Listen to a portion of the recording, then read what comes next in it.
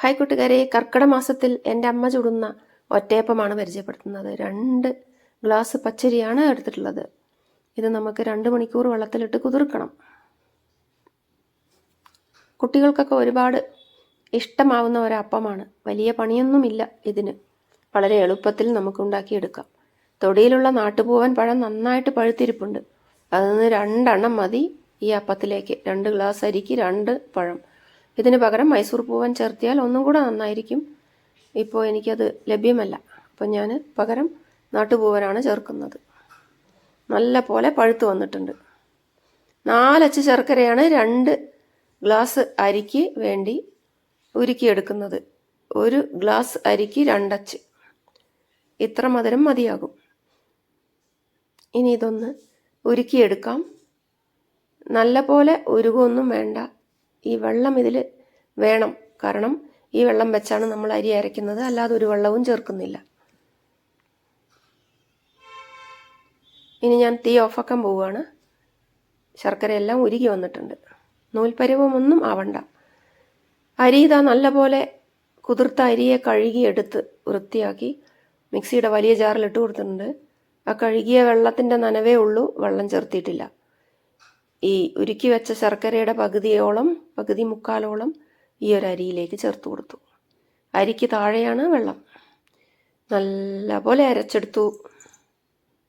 ഇനി ഇത് ഒരു പാത്രത്തിലേക്ക് ഒഴിച്ചു കൊടുക്കാം. വലിയ പാത്രത്തിലേക്ക് ഒഴിച്ചു കൊടുക്കണം. കാരണം ഇത് മാവ് പൊങ്ങാൻ വേണ്ടി ആണ്.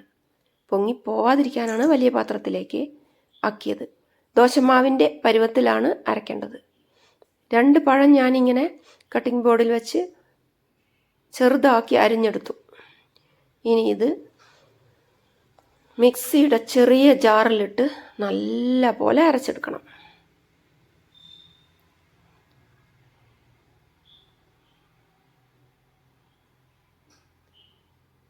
ഈ പഴം നല്ല ഒരു മധുരമുള്ള പഴമാണ്. പഞ്ചാര കണ്ണൻ എന്നും ഇത് അറിയപ്പെടുന്നു. എൻ്റെ തൊടിയിൽ നിറച്ച് ഈ പഴമുണ്ട്. ഇനി ഇത് അരയ്ക്കും മുമ്പ് 4 ഏലക്കായ കൂടി ചേർത്ത് കൊടുക്കണം. അപ്പത്തിനൊരു മണം കിട്ടാൻ വേണ്ടിയാണ്. നമുക്ക് വെള്ളം ചേർക്കാതെ വേണം ഇത് അരച്ചെടുക്കാൻ.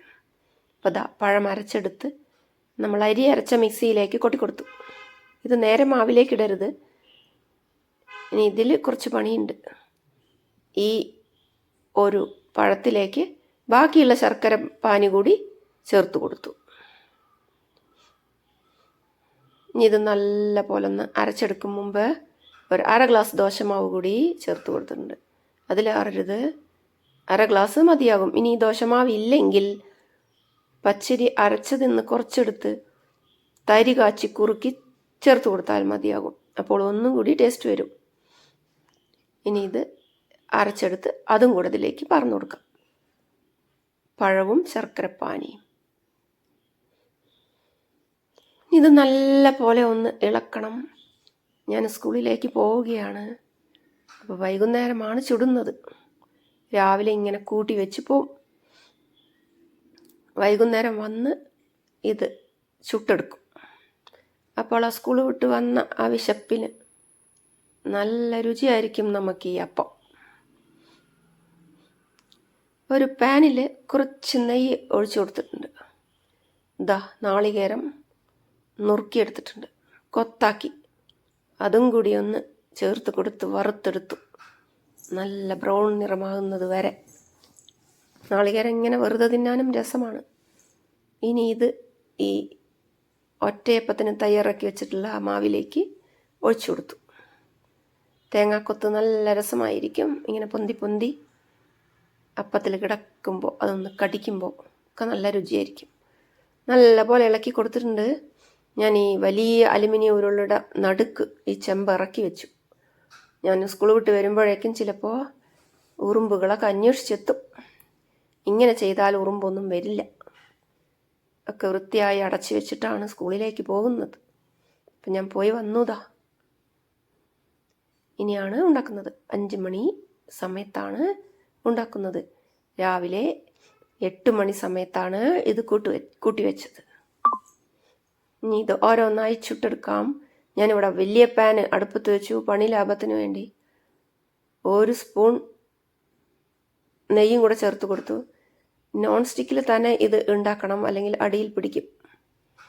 അപ്പം നല്ല പോലെ ഇത് ചൂടായി വന്നിട്ടുണ്ട്. നെയ്യും എണ്ണയും വെളിച്ചെണ്ണയും ഇതാ പകർന്നു കൊടുത്തു. ഒറ്റയപ്പം 3 എണ്ണം ഒരുമിച്ചിട്ടു. അങ്ങനെ 3 എണ്ണമായിട്ട് ചുട്ടെടുത്തു. അവസാനമുള്ളത് ഓരോന്നായിട്ട് ഇട്ടു. കാരണം എണ്ണയുടെ അളവ് കുറഞ്ഞു വന്നിട്ടുണ്ട്. പക്ഷെ എണ്ണ അങ്ങനെ കുടിച്ചിട്ടൊന്നുമില്ല. അപ്പോൾ ഇതാ റെഡിയായി ഒറ്റയപ്പം. ട്രൈ ചെയ്യൂ. ഇഷ്ടപ്പെട്ടാൽ ലൈക്ക് ചെയ്യൂ.